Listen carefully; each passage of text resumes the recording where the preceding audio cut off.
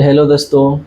जो आज की जो मैं सच्ची घटना सुनाने जा रहा हूँ, ये एक यूपी की कानपुर डिस्ट्रिक्ट की है। सच्ची घटना ये है कि एक लड़की होती है और एक थाने की सब इंस्पेक्टर दरोगा साहब होते हैं। जो लड़की है वो अपनी आज से कुछ टाइम पहले अपनी फेसबुक आईडी खोलती है, जो कि आईडी में देखती है कि एक फ्रेंड रिक्वेस्ट आया हुआ होता है, ताकि वो लड़का ने सेंड किया हुआ रहता है। तो जब वो फेसबुक आईडी खोलती है तो उसकी आईडी को एक्सेप्ट करने पे उस लड़की मजबूर हो गई। मजबूर इसलिए हो गई कि वो लड़का जो था काफ़ी हैंडसम था, बढ़िया लड़का था। हर चीज़ उसको, जो प्रोफाइल था प्रोफाइल भी अच्छा था, गवर्नमेंट जॉब भी कर रहा था, अच्छे रैंक पे भी था। इसलिए उसने सोच समझ के अपना फ्रेंड रिक्वेस्ट एक्सेप्ट कर लिया। एक्सेप्ट करने के बाद जो लड़का होता है, जो उत्तर प्रदेश मेरठ डिस्ट्रिक्ट का ही रहने वाला होता है, ताकि उसकी कानपुर डिस्ट्रिक्ट में ही उसकी पोस्टिंग होती है। लड़का का नाम है सचिन कुमार। जब लड़की फ्रेंड रिक्वेस्ट एक्सेप्ट करती है तब इन लोगों को बातचीत होना स्टार्ट हो जाता है।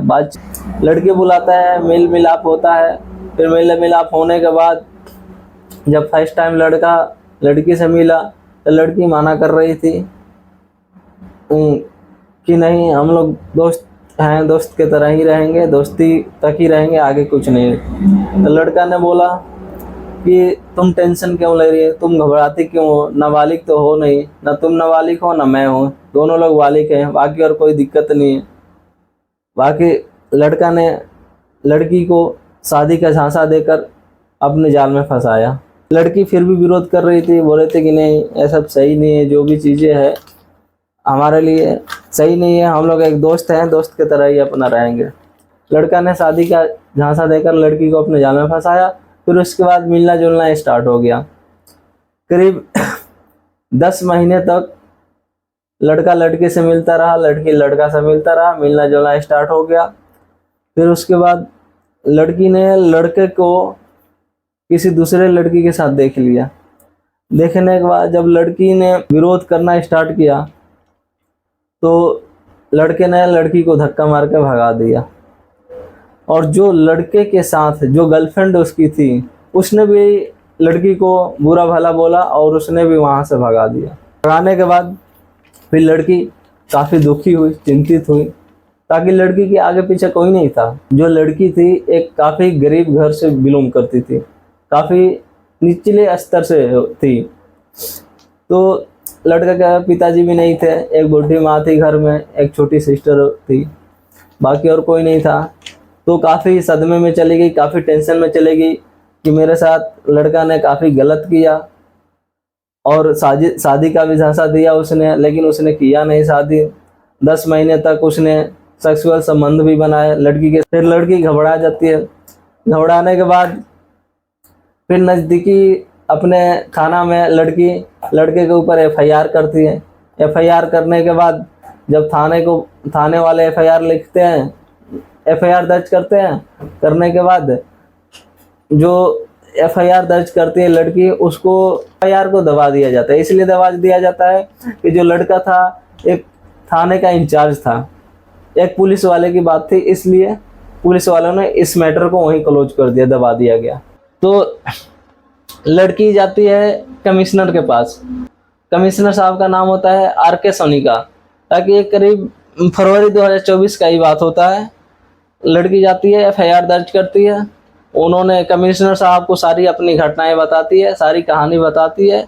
कमिश्नर साहब बोलते हैं कि जो भी आपके साथ हुआ गलत हुआ, नहीं होना चाहिए, और वो भी एक पुलिस वाले ने ही किया है। कमिश्नर साहब जो होते हैं FIR का दर्ज करते हैं।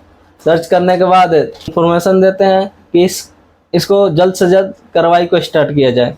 कार्रवाई स्टार्ट होता है। जो लड़का था उसको पता चलता है तो कमिश्नर साहब के पास थाने में जाते हैं। वो एक अपने मतलब डिपार्ट के बंदे के नाते से वो अप्रोच लगाता है, पर मतलब FIR दर्ज जो हुआ है वो कैंसिल हो जाए, जो FIR हुआ है उसको वहीं पे ख़त्म कर दिया जाए। फिर भी कमिश्नर साहब बोलते हैं कि नहीं, जो भी हुआ है गलत हुआ है, ऐसा नहीं होना चाहिए, कमिश्नर साहब बोलते हैं इसको कार्रवाई की जाए। जब ये सिलसिला चलता है तब तक कुछ टाइम बाद कमिश्नर साहब को ट्रांसफ़र हो जाता है। कमिश्नर साहब यहाँ से चले जाते हैं, उनकी ट्रांसफ़र हो जाती है। होने के बाद फिर लड़की टेंशन में आ गई, क्योंकि इनका FIR लिखने वाला, इनका जो दुख दर्द था सुनने वाला एक ही व्यक्ति था, वो भी कमिश्नर साहब थे। वो भी यहाँ से चेंज हो चुके थे, वो चले गए। फिर उन्हीं की जगह पे दूसरे कमिश्नर साहब आते हैं जिनका नाम होता है अखिल कुमार। फिर लड़की अपनी हिम्मत ना हारे, हिम्मत काफ़ी जुटाने के बाद अखिल कुमार के पास गई। जाने के बाद अपनी सारी कहानी सुनाई, उनको बताई कि हमारे साथ ऐसे ऐसे हुआ है, हमारे साथ गलत हुआ है। फिर कमिश्नर साहब सेम उसी तरह कहानी सुनने के बाद अपने टीम वालों को बोले कि इस लड़की का बयान दर्ज किया जाए, और दर्ज करने के बाद उस लड़के के ऊपर FIR किया जाए। फिर उस लड़के के ऊपर FIR होता है, जो कि एक ACP होती है। ACP का नाम होता है अर्चना सिंह। उनको बुलाते हैं। उनको बुलाने के बाद, अर्चना सिंह को बुलाने के बाद अखिल कुमार जी जो कमिश्नर साहब होते हैं, वो बोलते हैं अर्चना जी को कि अपने तरीके से पहले इस FIR को अपने तरफ से जांच पड़ताल करें, कहीं ऐसा तो नहीं कि लड़की झूठ बोल रही हो। इसलिए उन्होंने बोला अर्चना जी को कि पहले अपने तरफ से इसको जांच पड़ताल कीजिए। तो अर्चना जी अपने जांच पड़ताल की। सेम सारी जांच पड़ताल करने के बाद जांच पड़ताल में ये निकला कि जो लड़का था जिसका नाम था सचिन कुमार, वो पहले से शादीशुदा था। उसका एक वाइफ थी, वाइफ के बाद एक गर्लफ्रेंड थी, उसके बाद एक लड़की के साथ भी इसने रहा।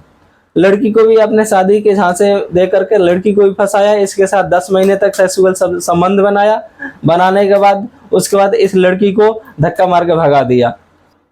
फिर उसके बाद अर्चना जी जो थी ACP अर्चना जी जाती है। जाने के बाद कमिश्नर साहब को सारी जानकारियाँ देती है। जानकारियाँ होने के बाद करीब 22 मई 2024 को ही फिर से FIR दर्ज होता है उसी लड़के के ऊपर। फिर कार्रवाई स्टार्ट हो जाती है। स्टार्ट होने के बाद अभी तक लड़का गिरफ्तार नहीं हुआ है, लेकिन लड़का वहां से निकल चुका है। मतलब कानपुर जो सिटी था, सिटी से निकल चुका है, वहां से छोड़ दिया है ताकि कहीं धरपकड़ न हो, इसलिए वहां चला गया। अभी इलेक्शन चल रहा है, इलेक्शन का माहौल भी है, तो चुनाव आयोग की वजह से किसी को अभी नौकरी से निकाला भी नहीं जा सकता है। अभी जितने पुलिसकर्मी हैं सारे अभी चुनाव में जुटे पड़े हुए हैं।